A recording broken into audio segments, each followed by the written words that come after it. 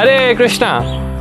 तो आज बहुत ही ऑस्पिशियस शुभ दिन है। आज से 57 या 57 साल पहले इस्कॉन तथा अंतर्जातीय कृष्ण भावनामृत संघ का संस्थापन हुआ था इस डिवाइन ग्रेस ऐसी भक्तिवेदांत स्वामी श्रील प्रभुपाद जी के द्वारा।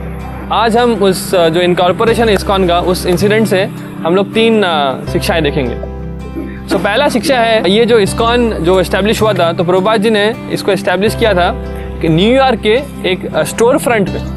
तो स्टोर फ्रंट मतलब क्या, एक दुकान बोल सकते हैं, दुकान में। तो दुकान को ही उन्होंने चेंज करके एक मंदिर बनाया था, एक दुकान के एक घर को, और वहाँ से उन्होंने स्टार्ट किया international society for Krishna consciousness. तो इससे हम सोच सकते हैं कि प्रभुपाद जी की जो विजन है वो कितना वाइड है, क्योंकि 57 ईयर्स पहले सिर्फ एक स्टोर फ्रंट था, और आज आप देखें विश्व भर में, दुनिया में इस्कॉन के 800 से भी ज़्यादा मंदिर हैं, फिर रेस्टोरेंट्स हैं, यूथ सेंटर्स हैं, और बहुत सारे फार्म कम्युनिटीज़ हैं, बहुत सारे अलग अलग प्रोजेक्ट्स हैं। तो प्रभुपाद जी का जो विजन था क्या ना, कि ये सब कुछ है, मंदिर है, भक्त है, सब कुछ है, बस समय ही मुझे इनसे अलग किया हुआ है, तो समय के साथ से सभी की पूर्णी होगी।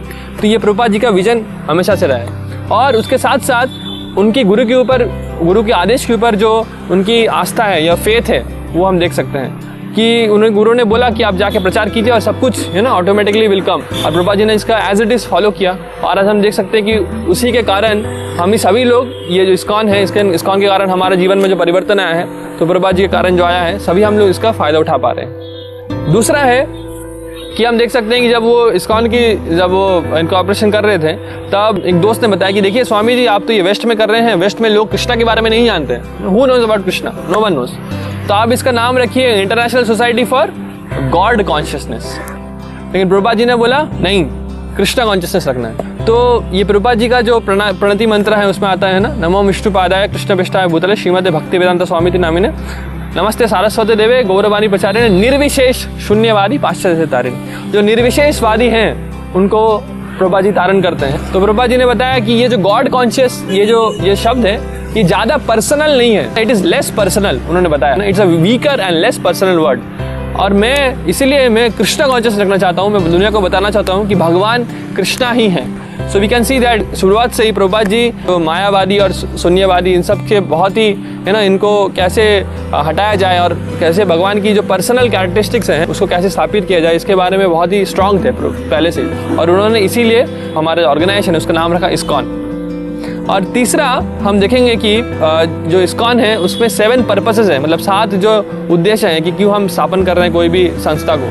तो पहला जो पर्पस है इस्कॉन का, वो प्रभुपाद जी बताते हैं, to systematically propagate spiritual knowledge to society at large and to educate all peoples in the techniques of spiritual life in order to check the imbalance of values in life and to achieve real unity and peace in the world. तो ये सबसे प्रथम जो है उसमें बताते हैं कि ये जो आध्यात्मिक ज्ञान है, इसका प्रचार, ये लोगों में सबसे ज़्यादा प्रचार करना, यही सबसे प्रमुख उद्देश्य है, ताकि लोगों का जो जीवन वो सुधार सके, कि उनके जीवन में जो असंतुलन है उसको हम कैसे सुधार सकते हैं। ऐसा प्रभुपाद जी चाहते थे इसके लिए कि सबकी ये जो स्पिरिचुअल नॉलेज है इसका प्रचार हो।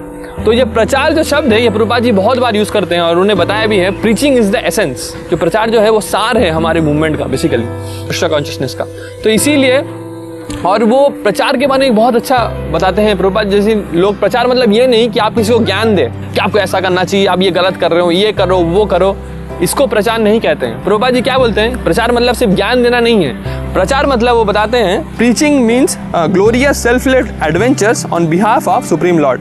मतलब भगवान के लिए ग्लोरियस सेल्फलेस एडवेंचर में जाना, इसको बोलते हैं प्रचार। ये प्रचार के कार्यों में हम देखते हैं कई बार हमें ऐसा कुछ हमारे जो नॉर्मल एक्टिविटीज़ हैं उसको छोड़ के कुछ एक्स्ट्रा करना पड़ता है प्रचार करने के लिए, और थोड़ा मेहनत करना पड़ती है, थोड़ा कष्ट होता है। तो बता रहे हैं ये भगवान के लिए जो कष्ट उठाते हैं हम लोग, सेल्फलेस एंडेवर जो करते हैं, इसको प्रचार बोलते हैं। तो ये इतना अच्छा डेफिनेशन दिया प्रभुपाद जी ने प्रचार का।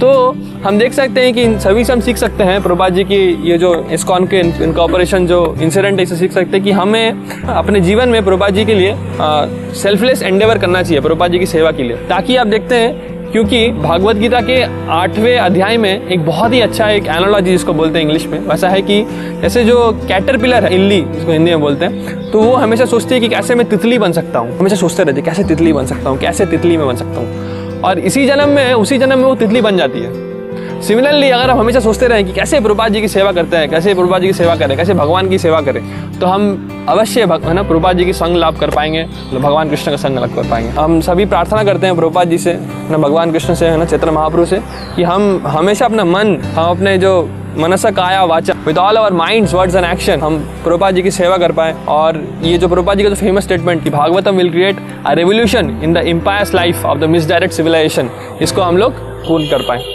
Thank you. हरे कृष्णा। श्रील प्रभुपाद की जय।